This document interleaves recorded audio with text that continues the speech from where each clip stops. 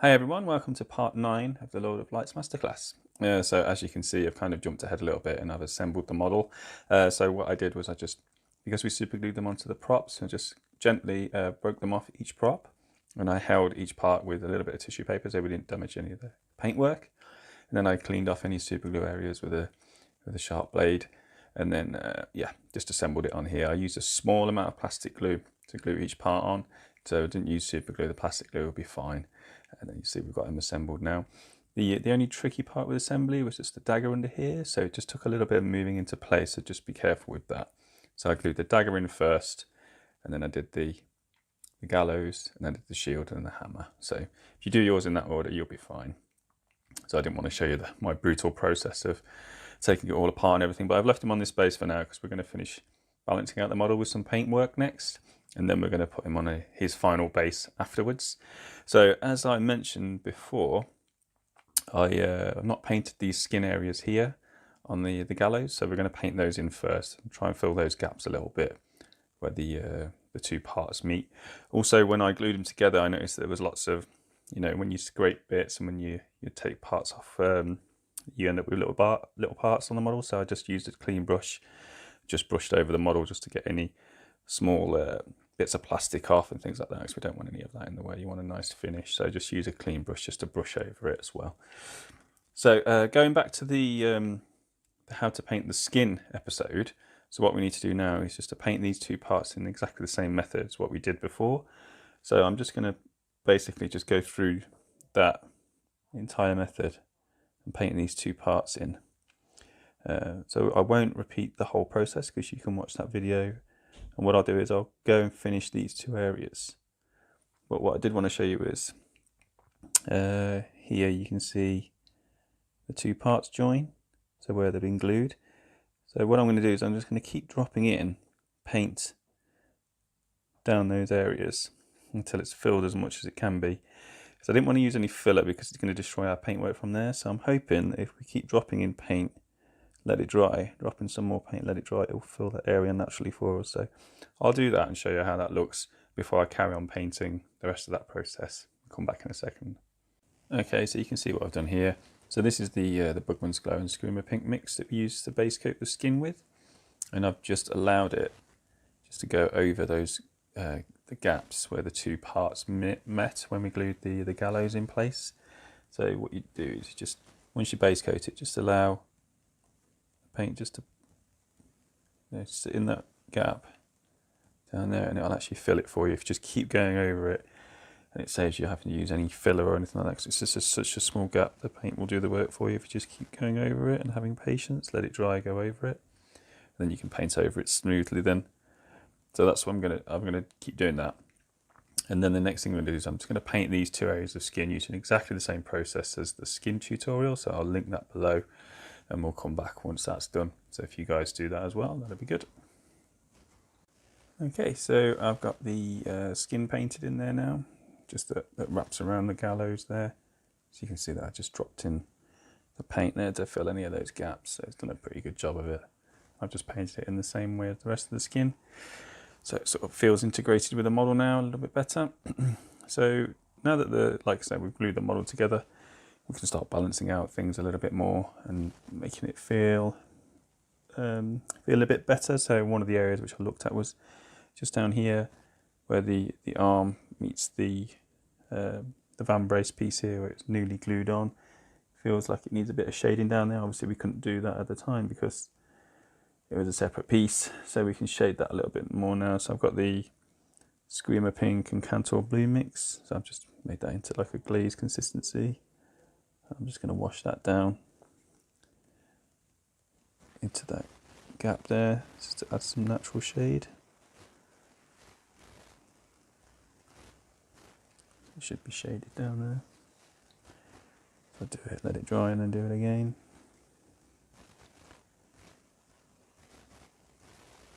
So it felt a bit separate after I glued it on. As that's drying, I think there's a few other areas which you could do with a bit more shading as well. So like right down there in that gap, it feels like we could go a bit darker. So I'll just drop a bit more of that shade in there. So I think my main aim is just to really shade this bit down here. I'll keep going over that. I think the back area was okay. I'm just going to go and pick out a few areas where you could do with a bit more depth, just using that shade colour. And yours might be a little bit different to this, obviously. Just go around the model and just double check you've not missed any places where it could be a bit deeper. I'm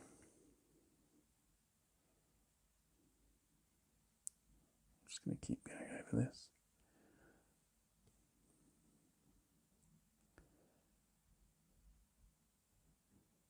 And we can add a touch of black to that mix as well if we want, just to make it a little bit deeper, like in the very deepest recesses. So just down here between the arm and the belly, I think we can get a deeper shade in there.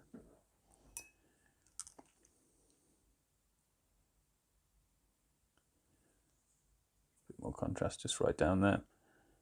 And using that darkest shade, you can go around and see if there's any other areas that could do with being a bit darker.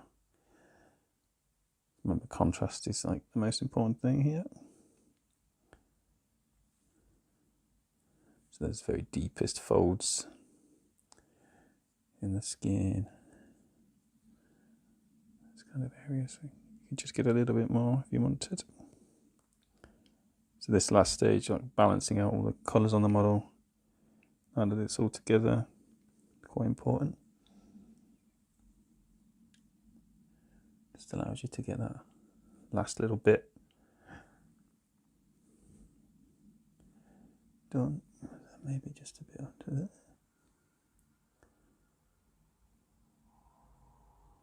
Just take your time with it.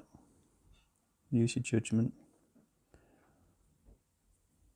Maybe a bit down there between his arm. So this is the Swimmer Pink, Cantor Blue and a bit of black mix. We're just going in with the darkest areas.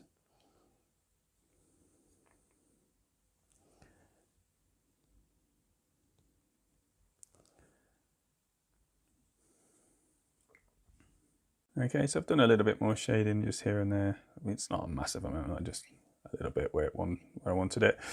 So we've done some shading. So we're going to go and just take some white now and thin that down quite heavily. And then we're going to go back onto the skin and basically just go over some areas where I feel like it could do with a bit more highlighting here and there. This is going to be pretty much an all over sort of treatment where I think could do with just lightening up, because we did the skin quite early.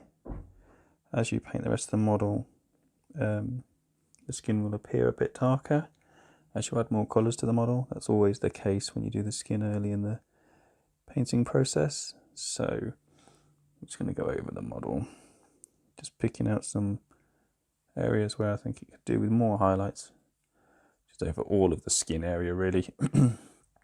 So keeping it thin, I'll just glaze it first and then go and pick up any areas where it needs a bit more of a sharper highlight, maybe on some edges here and there.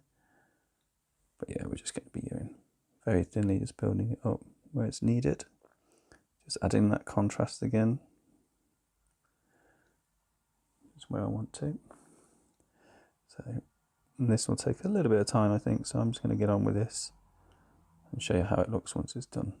But yeah, I'm just going to pretty much just go give the skin another highlight of white, just where it's needed. Okay, so I've glazed a few more highlights onto that skin now, so got a bit more contrast on it, and I'm a bit happier with the balance of the skin tone. It wasn't a lot more, it's just a little bit here and there. So I'm going to take some Creed khaki and go back onto the armour now. So I'm going to thin that down. I'm pretty much going to do the same thing what we just did with the skin. So I'm just going to touch on a few highlights where I feel it needs it, balance out the armour a bit more. Maybe a few got knocked off over the course of painting the model as well. So just, this is a light, very light colour, so this is our highlight colour from the armour stage. So just thinning that down and just going on, just giving the armour that treatment, just where it really needs extra highlight. It's sort of missing. So I'm going to go around and just have a look at the armour. But whilst we're on this stage as well, so remember we talked about bringing the attention on the face as much as we can. And this is our battle that we've always had with this model. So I'm just going to go around the eye again and just strengthen that highlight that we put on the eye with the Kree-Khaki. Just make that a little bit stronger. So it's quite a bit lighter than what it was. And I'll go around all the green and just place on the odd highlight where I feel it's missing. We'll come back in a minute. Okay, so I've just sharpened up the highlight on the armour there. I was thinking about maybe doing a glaze around the eye on the helmet just to pop the attention on the head a bit more, but I'm really in two minds about it, so I think I'm going to play it safe and I'm just going to get a bit of Screaming Skull. I'm just going to add just around the eye area, just add a very fine highlight. Just a couple of little spots of Screaming Skull. Just really try and get the attention on that head. It's only a small amount. Just a little bit more, just to pop it out, because I quite like how it looks. So, okay. I think also at this stage, if there's any areas of the metals that you've rubbed off any of the last highlight, because that's easily done with metallics, just get a little bit of Stormhose Silver and just neaten those up as well.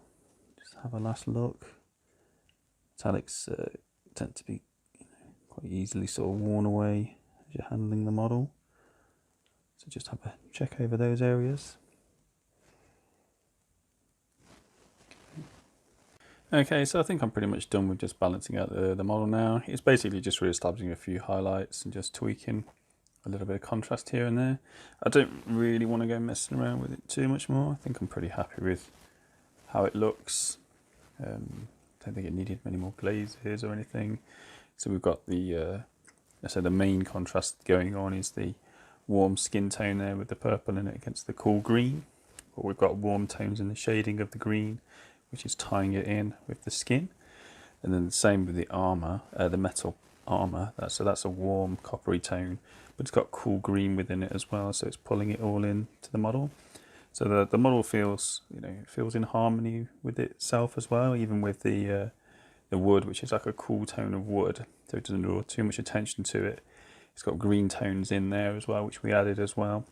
So it's all sort of like, feels like it's just one, rather than like the green being separate to the skin or anything like that. So it's sort of like it feels unnatural. So I think, yeah, I'm pretty happy with all of that.